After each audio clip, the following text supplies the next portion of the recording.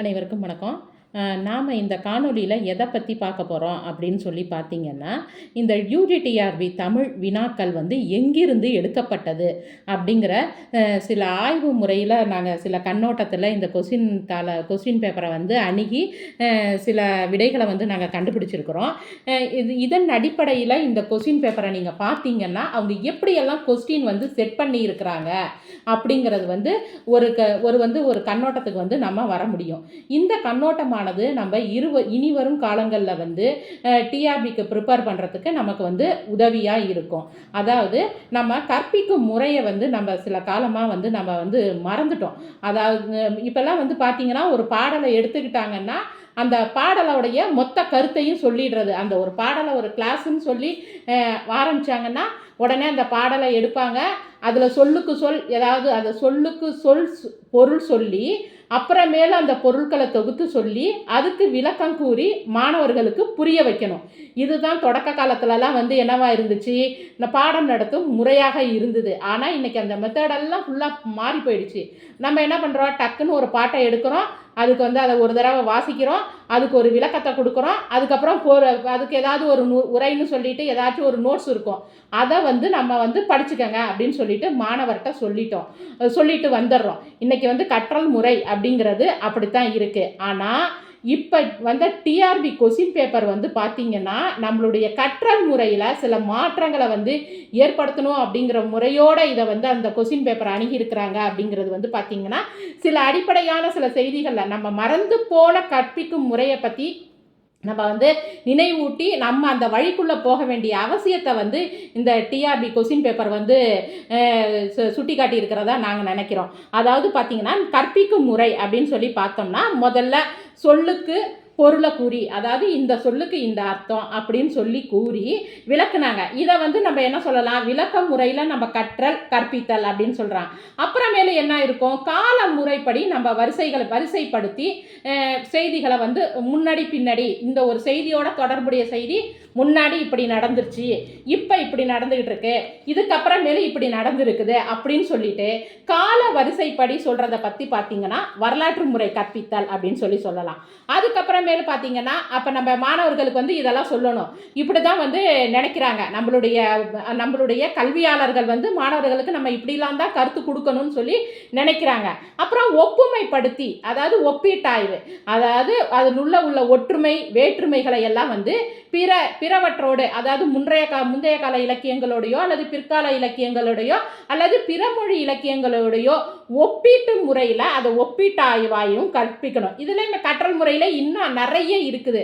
ஆனால் இந்த கொஸ்டின் பேப்பரை பற்றி அணுகி பார்க்கும்போது நமக்கு சில விஷயங்கள் தெரிஞ்சுது. அந்த அடிப்படையில் வந்து அவங்க கற்றல் முறையில் நம்மள்கிட்ட இதுலேருந்து இதெல்லாம் எதிர்பார்க்குறாங்க அப்படிங்கிறத வந்து அனலைஸ் பண்ணியிருக்கிறேன். அதனால தான் இந்த இடத்துல நான் இந்த கற்பிக்கும் முறையை பற்றி முதல்ல உங்கள்கிட்ட சொல்லிட்டு, நாம் வந்து மாணவர்களுக்கு எப்படி கற்பிக்கணும்னு அவங்க கல்வியாளர்கள் எதிர்பார்க்குறாங்க அப்படிங்கிற அதன் அடிப்படையில் தான் நாங்கள் வந்து இந்த கொஸ்டின் பேப்பரை வந்து அணுகி இருக்கிறோம். அதுக்கு தான் நான் இந்த இடத்துல இந்த கற்றல் முறை அப்படிங்கிறத பற்றி உங்களுக்கு நான் வந்து எக்ஸ்பிளைன் பண்ணியிருக்கிறேன்.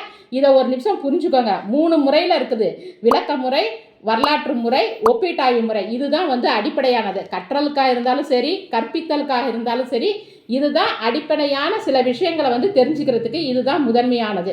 இதன் அடிப்படையில் தான் பார்த்திங்கன்னா அவங்க சில கொஸ்டின்ஸை வந்து செட் பண்ணியிருக்கிறாங்க. அது எப்படி அப்படிங்கிறத வந்து இனி ஒரு பகுதியில் வந்து நான் கொஞ்சம் உங்களுக்கு விளக்கிக்கிட்டே போகிறேன். இப்போ வந்து பார்த்திங்கன்னா, நம்மளுடைய கொஸ்டின் பேப்பரில் ஒவ்வொரு கொஸ்டினும் ஒவ்வொரு செக்டாரில் வந்து அவங்க வந்து ஃப்ரேம் பண்ணியிருக்கிறாங்க. இப்போ வந்து 10 சம்பந்தமான சில கொஸ்டின்களை பற்றி நான் உங்களுக்கு சொல்ல போகிறேன். அந்த 10 39வது கொஸ்டின் பார்த்திங்கன்னா, அதாவது 3ஆம் பத்தை பற்றி உங்களுக்கு சொல்லியிருப்பாங்க. அதாவது 3ஆம் பத்தை யாரை பாடியது அப்படின்னு சொல்லியிருப்பாங்க. அதுக்கு ஆன்சர் பார்த்திங்கன்னா, பாலை கௌதமனார் பல்யானை செல்குழு குட்டுவனை பாடியது அப்படிங்கிறது வந்து வினாவாக இருக்கும். அதே மாதிரி 93வது கொஸ்டின் 10 4ஆம் பத்து பாடியவர் அப்படின்னு சொல்லிட்டு 4 ஆப்ஷன் கொடுத்துருக்குறாங்க. காப்பியாற்று, காப்பியனார். இதில் ஒரு சின்ன வித்தியாசம், இதில் ஒரு சின்ன மெசேஜ் இருக்குது பாருங்க.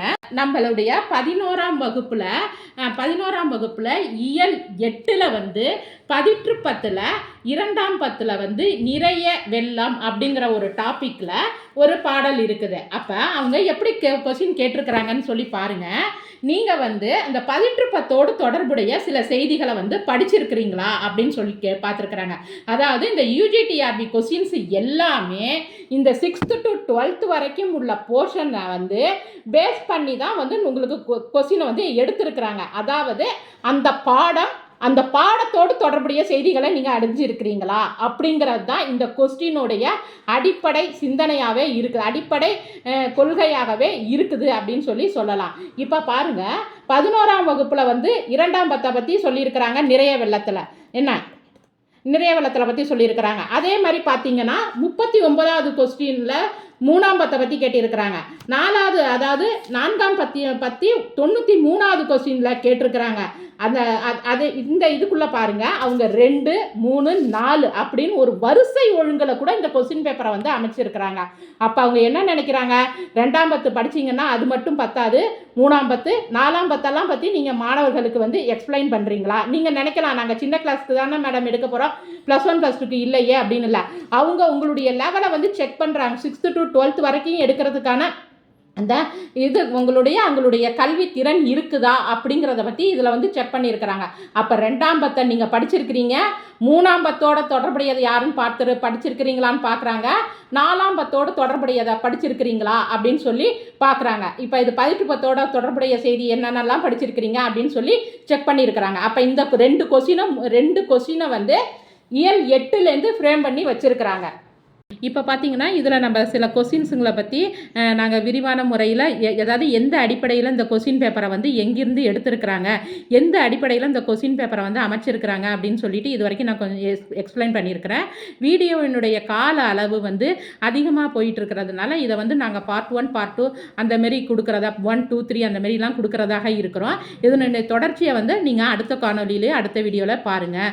அது மட்டும் இல்லாமல் நம்ம ஆர்பி அகில் அகாடமி பயிற்சி மையத்தில் இந்த குரூப் 4க்கான நேரடி மற்றும் இணைய வழி சேர்க்கைகளும் பயிற்சிகளும் நடைபெற்று கொண்டிருப்பதால் தேவைப்படும் மாணவர்கள் டிஸ்கிரிப்ஷனில் கொடுத்திருக்கிற நம்பரை தொடர்பு கொண்டு பயன்பெறுமாறு கேட்டுக்கொள்ளப்படுகிறார்கள். அது மட்டும் இல்லாமல் எஸ்ஜிடி மற்றும் பிஜிடிஆர்பி காலேஜ் டிஆர்பிக்கான சேர்க்கைகள் நடைபெற்று கொண்டிருப்பதால் தேவைப்படும் மாணவர்கள் டிஸ்கிரிப்ஷனில் கொடுத்திருக்கிற நம்பரை தொடர்பு கொண்டு பதிவு செஞ்சுக்கோங்க. முதல்ல என்னென்ன அப்படின்னு சொல்லிட்டு உங்களுடைய ரெக்யூர்மெண்ட் என்னென்ன அப்படின்னு சொல்லி கேட்டு தெரிஞ்சு பதிவு பண்ணிக்கோங்க. அதற்கான பதிவுக்கான சேர்க்கைகள் நடைபெற்று கொண்டு இருப்பதால் டிஸ்கிரிப்ஷனில் கொடுத்திருக்கிற நம்பரை தொடர்பு கொண்டு போட்டித் தேர்வாளர்கள் பயன்பெறுமாறு கேட்டுக்கொள்ளப்படுகிறார்கள். நன்றி, வணக்கம்.